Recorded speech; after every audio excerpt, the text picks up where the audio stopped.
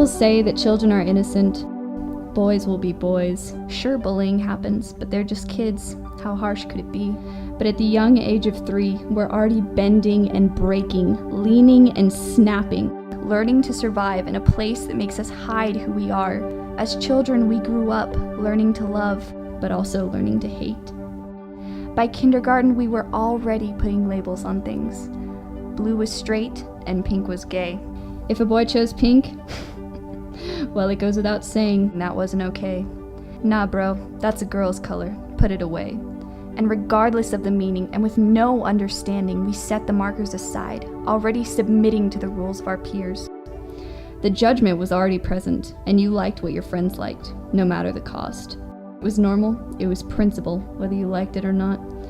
Because if you wanted someone to play with at recess, you better be like them. Otherwise, forget it. Play alone. And by 2nd grade, if you didn't like Barbie, well then you might as well be a boy.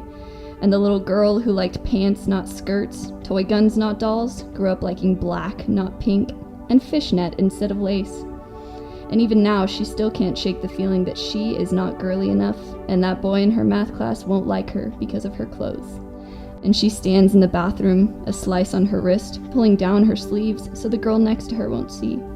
And as the door closes, she's still leaning over the sink, looking into the mirror, thinking nothing but, why aren't I pretty? Why don't they look at me? Why aren't I good enough? Why? And when people find out, like her one and only friend, or her mother and father, they tell her to stop. They tell her they love her. But how can they love her when she can't even love herself? Depression. It's not a ploy for attention or a stage in our lives. It's not something you can label or something seen with the eyes. It's not a social group or a clique. It's not a stereotype, a stigma, or a name you can stick. It's a sickness. It's an illness. It's a thorn in our sides. And it haunts those around you, and most of them hide.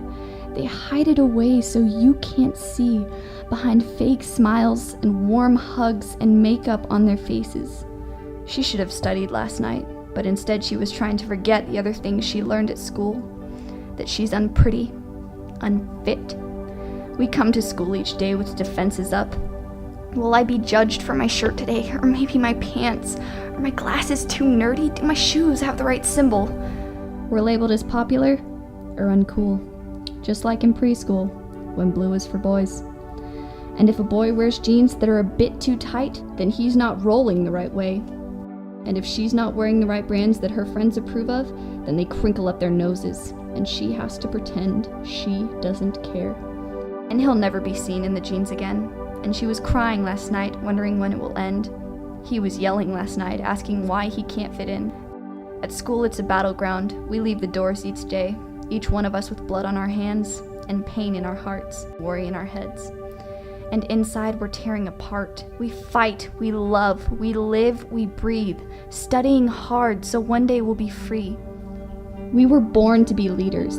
Our parents didn't raise us up to be beaten down. So when people throw you down, get up. And when they rip your papers, rewrite them. Because you were born to shine. And if you look in the mirror and don't like what you see, find another mirror until you can. Tell yourself you're proud of your freckles, your dimples, your wrinkles, your hair. You're no longer a slave because you no longer care. This is a message from your best friend, a message from your peers, a message from a stranger. So unplug your ears. This message is for the ones who are down on the ground, sinking under pressure and forgetting how to swim. Put away the insults, the fists, and the blades. Listen up, my friends. Stand up and don't be afraid. You have a right to claim pride. You have a right to be brave. You're not alone in your struggle. You're not alone in the fight. We all make society, so each of us, let's do what's right.